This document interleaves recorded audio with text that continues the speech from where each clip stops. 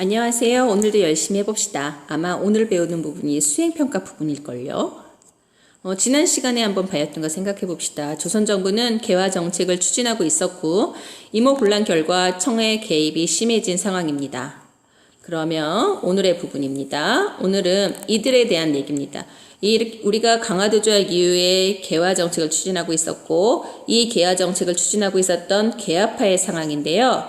이 개화파들이 이제 인원이 많아지면서 이들의 분화가 일어납니다. 당시 분화 방법 보면 청에 대한 인식과 개화 정책의 추진 방법을 둘러싼 온건개화파, 급진개화파로 분화된다고 나오는데요. 온건개화파를 보세요. 온건개화파는 전진적인 개혁을 추진했으며 서양의 과학기술, 무기 도입 같은 것을 주장했고 청나라와 친해서 청나라의 개화 정책을 본받고자 했으며 당시가 청의 내정 간섭이 심해지는 시기이다 보니까 당시 정권의 집권자들이 주로 온건 개화파가 됩니다. 그에 비해 급진 개화파 같은 경우는 급진적인 개혁을 주장합니다. 서양의 과학기술 외에 제도까지도 주장했던 사람들인데 이들은 일본의 개혁을 본받자라고 얘기합니다. 아무래도 개화파 중에서는 소수가 들어가면서 이들 또한 이 온건개화파의 당시 집권개화파들의 젊은 자제들이 여기에 속하게 됩니다. 당시의 정치나 이런 개화 정책을 보고 이 급진개화파가 불만을 갖게 되죠. 보세요. 이 급진개화파는 이 청나라의 내정 간섭 그리고 소극적인 정부의 개화 정책에 불만을 갖고 정변을 일으키게 됩니다. 이게 갑신정변입니다. 김옥균, 박용효 등의 급진 개화파가 우정총국 개혁국 축한에서 정변을 단행한다고 합니다. 우정국, 오늘날의 우체국이죠. 이게 처음 생겨나는데요. 이 우정총국의 대표가 홍영식이라는 사람인데 이 사람 또한 급진 개화파였습니다. 이들이 이 개국 축한에서 들어오는 사람들을 민시일파는 제거하고 왕과 왕비는 신변을 자신들이 확보하고 하면서 정변을 단행하고 곧장 14개조의 개혁 정강, 자신들이 뜻하는 바를 발표를 해서 새로운 나라를 세우고자 합니다. 그런데 여기서 고립되어 있으면서 따로 신변을 보호받던 명성황후와 고종, 정부는 청나라의 도움을 요청하게 됩니다. 그래서 청나라가 개입해서 3일 만에 실패합니다. 이 조약에서 굉장히 중요한 내용은 뭐냐면 결과와 의의와 한계인데 왜냐하면 3일 만에 실패했어요. 그럼에도 불구하고 역사적으로 의미하는 바가 큽니다. 여기서 보면은 의의에서 보면은 근대 국가 건설을 목표로 한 최초의 정치개혁 운동이라고 얘기가 나옵니다. 굉장히 부유층 고위 관료의 자제들로 이루어졌지만 이들은 신분제의 폐지를 주장하게 됩니다.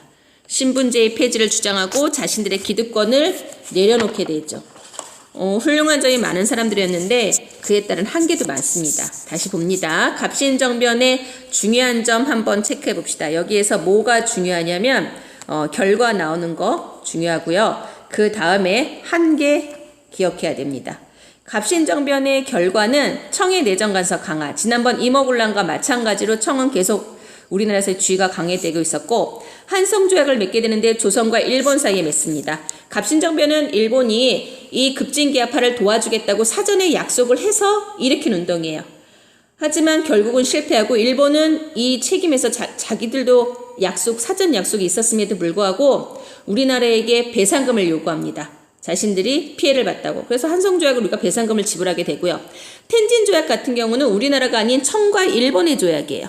왜냐하면 청이 이모곤란 갑신정변에서 계속 이 군대를 파견하는 걸 보고 일본이 청에게 그러지 말고 조선에 군대를 파견하거나 철수할 때는 함께하자. 청이 하면 일본에 알려주고 일본이 하면 청에게 알려주겠다라고 제안을 하는데 이걸 꼭 청이 받아들일 필요가 있었나 의심은 되지만 청이 받아들이게 됩니다. 이 조약은 이후에 또다시 이 조약은 역할을 해서 이게 나중에 청일 전쟁의 이유가 되는 조약이기도 합니다. 조약 2개 기억하시고요. 한계는 이렇게 신분제 폐지, 정치개혁, 근대적인 개혁, 자신들의 이런 봉건적인 이익을 다 포기할 정도로 나름 훌륭한 개혁이었음에도 불구하고 가장 중요한 건 민중의 지지를 얻지 못합니다. 이 조약 끝나고 나서 도망가는 이 갑신정변의 주역이 민중에게 맞아서 죽기도 하고 굉장히 처참한 위치에 놓이게 되거든요. 그 이유는 이 갑신정변에 때 이 사람들이 일본에 의존해서 마치 일본의 하수인이다, 일본의 나라를 팔아먹을 수도 있겠다라는 식으로 민중들에게 잘못 인식됐던 게 가장 큰 이유입니다. 한마디로 갑신정변의 주역들은 민중을 설득하지 못했습니다. 이런 상태에서 일본에만 의존했기 때문에 한계가 있었고, 거기다가 청나라가 개입하게 되면서 이거는 실패하게 됩니다. 이 갑신정변은. 그러면 다음 걸로 넘어갑니다. 이 갑신정변의 정강 14개조 보겠습니다. 대원군 돌아오게 하고 문벌 폐지, 이거 인민평등, 이게 바로 신분제 폐지이고요. 그 다음 토지 재정을 넉넉하게 한다 12조, 2조, 12조, 13조, 이게 조금 중요하겠죠. 보세요. 2조 문벌 2조가 이제 인민평등권, 한마디로 이 신분제 폐지 말하는 거고요. 그리고 그 다음에 12조 재정을 호주에서 관할하게 된다. 왕실의 재정을 인정하지 않고 호주에서 모든 걸 근대적으로 하겠다. 13조 보면은 법령을 의결한다. 한마디로 의정부에서 법령을 의결한다는 건 의정부를 마치 의회처럼 행동하겠다라는 걸 얘기하는 내용이 되겠습니다. 넘깁니다. 이런 갑신정변 이후에 우리나라에서는 청나라의 세력이 대단히 격해지게 됩니다. 청나라의 세력이 세지게 되자 조선 정부가 청의 간섭을 벗어나려고 한다라는 소문이 돌아요. 그리고 당시에 우리 국경을 접하게 된 러시아를 정부가 끌어들여서 청을 누르려고 한다라는 소문이 돌게 돼요. 그러자 영국은 확인도 안 하고 이 러시아를 견제하기 위해서 우리나라 남단에 있었던 거문도를 불법으로 점령합니다. 이게 바로 거문도 사건이에요. 확인도 안 하고 이 거문도 사건. 영국과 러시아는 라이벌 국가예요. 전통적인 라이벌 국가. 그러면서 이 러시아가 우리 한반도 쪽으로 내려와서 부동항을 얻게 될까봐, 그렇게 되면 영국의 입지가 약해질까봐 영국이 미리 선제적으로 거문도를 점령해서 2년간 러시아를 감시하게 됩니다. 결국은 청나라가 중재하고 러시아가 절대로 안 내려오겠다고 약속해서 2년 만에 영국은 철수하게 됩니다. 이렇게 우리나라 사이에 두고 영국, 러시아, 중국, 일본 이렇게 격화되자 이 틈에 타서 우리나라에 있었던 유길준이라는 사람이 독일 부들러라는 사람과 함께 의논해서 각각 중립화론을 제기하게 되는데요. 이 중립화론은 제기만 했지 받아들여지진 않아요. 하지만 나름 우리가 식민지 되지 않을 수 있었던 한 가지 방법으로 나름 의미가 있는 제안이었습니다. 하지만 받아들여지지 않고 나중에 우리나라가 거의 1904년 러일 전쟁하고 일본에게 거의 떨어질 때쯤, 일본의 세력이 완전히 우위를 점할 때쯤 중립화론을 하고자 했으나 받아들여지지 않게 됐죠. 여기서 거문도 사건과 중립화론이 있었고요. 이렇게 나라는 혼란된 상황에서 아까 갑신정변이 개화파에서 추진했던 개화정책, 개혁운동이었다면 이제 농민들을 중심으로 하는 개혁운동이 일어납니다. 지난번 갑신정변은 개화파 중심이었습니다. 농민들은 반봉건 반외수를 외치다. 천천히 생각해 보겠습니다. 당시에 개화 정책으로 인해서 국가 재정은 악화되고 농민 생활은 악화되고 그 와중에서 다른 새로운 종교였던 동학은 확산되는 상황입니다. 보세요. 여기서 하나 기억할 게 농민 생활 악화입니다. 당시 우리나라를 사이에 두고 가장 세력이 셌던 나라는 청나라입니다. 하지만 일본은 이전에 강화도 조약을 일본이 했기 때문에 기본적인 우리나라에서의 위치는 있었어요. 그런 상황에서 청나라가 정치적으로 세력이 세지자 일본은 경제적 침략에 집중하게 되고요. 일본이 자신들의 나라를 이렇게 더 공업화시키는 과정에서 우리나라에서 쌀을 계속 많이 수입해 갑니다.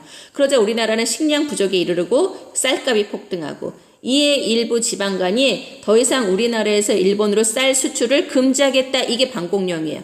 나름 타당성이 있었는데요. 이거 성공하지 못합니다. 이거 배상금을 물고 말아요.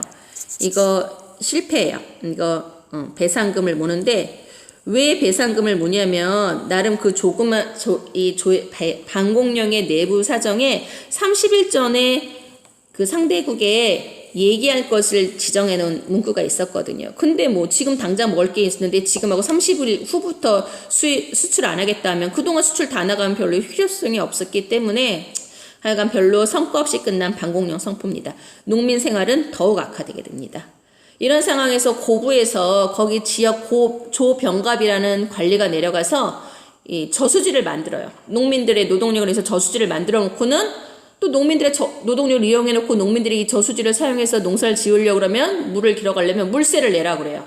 이거에 농민들이 봉기하게 됩니다. 이 봉기에서도 이미 전봉준이 봉기하게 되죠. 이 고부농민 봉기에서도 전봉준이 등장해요. 그런데 여기 때는 그냥 고부농민 봉기로 봉기 일어났던 거고 이 봉기를 조직화하게 되는 게 일어나는데 이게 바로 백산봉기입니다. 이거는 조직화하게 돼요. 이 조직화된 농민들이 황토현 전투와 황룡천 전투에서 승리하게 됩니다. 황토현 전투가 더 유명한 전투입니다. 그러고 나서 전라도 일대를 장악하게 돼요. 그리고 전주성을 점령하게 됩니다. 그러자 이 정부는 불안감에 청나라에 또다시 도움을 요청해요. 청나라 군대가 와요.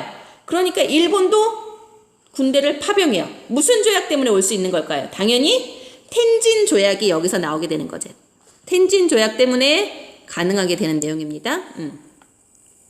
텐진 조약 지난번에 나왔죠? 텐진 조약으로 이렇게 됩니다. 이렇게 해서 일본군, 청나라군이 우리나라에 다 들어오니까 농민군은 불안해져요. 우리나라에 외국 군대가 들어온다는 건 좋은 일이 아니죠. 그래서 농민군이 화해하겠다. 정부와 화해하고 물러나겠다. 그 대신 농민군은 농민군 나름대로 전주에서 개혁을 해보고 정부는 정부 나름대로 개혁을 해서 공통된 개혁안을 내서 서로 함께 개혁해 나가자라고 제안하고 화약을 체결해요. 화해하고 해산해요. 그러자 정부는 그래 알았어. 그래놓고는 그 청일 양군에 우리 화해했으니까 다 돌아가 달라라고 요구를 하게 되죠.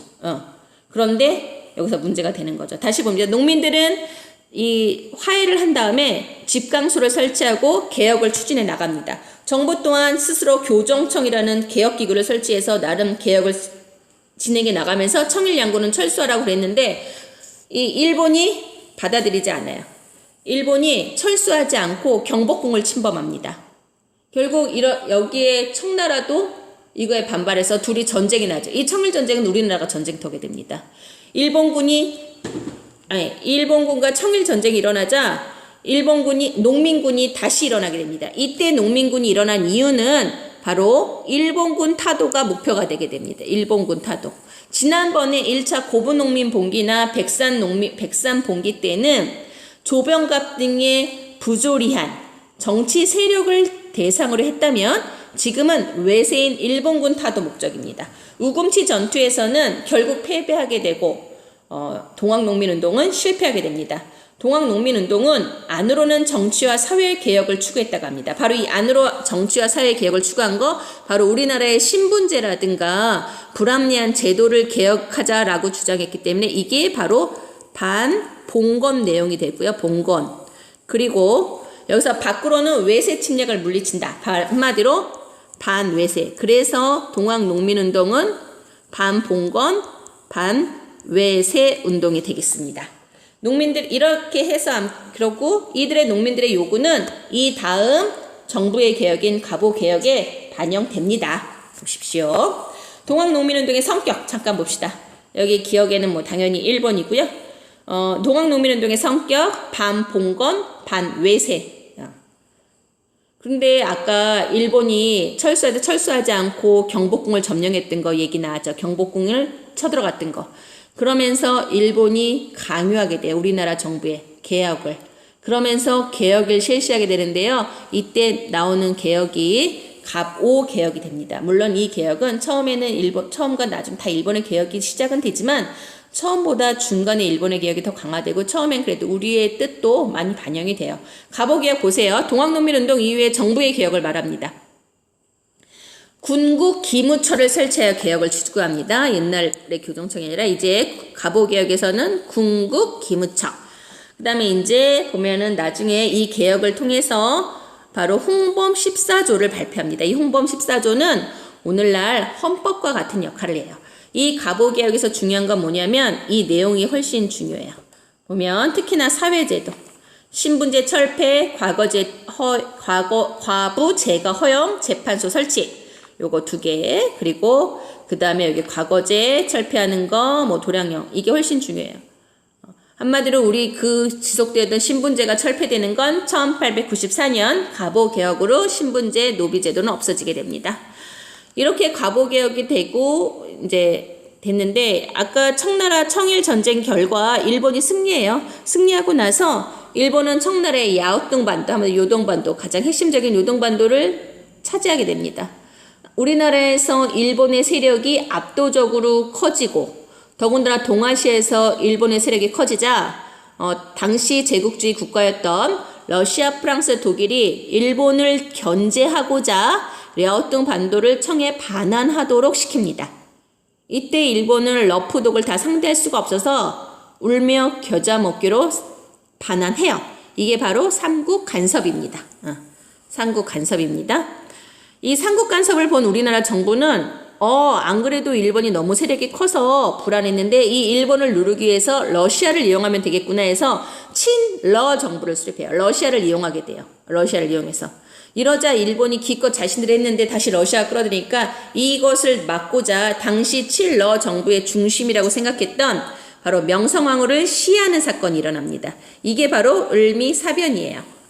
을미사변으로 명성황후를 죽이고 그 다음에 일본 맘대로의 개혁이 일어나는 게 을미개혁이에요. 이 을미개혁에서 우리가 확인할 건 뭐냐면 이 개혁에서 단발령, 태양령, 종두법 이런 내용 확인하셔야겠죠. 이렇게 돼요. 일본이 주도했던 개혁입니다. 을미개혁은. 여기서 단발령이 가장 반발을 많이 삼죠. 이 을미개혁 이후에 전기의병, 한마디로 이 의병을 뭐라 그러냐면 을미의병이라고도 해요. 을미의병이라고 하는데 이 을미의병이 일어나게 되는 가장 중요한 배경, 원인이 되는 게 바로 뭐냐면 명성황후의 시에 단발령에 항거한다고 합니다. 을미의병의 원인, 명성황후의 시에 단발령에 항거하는 거.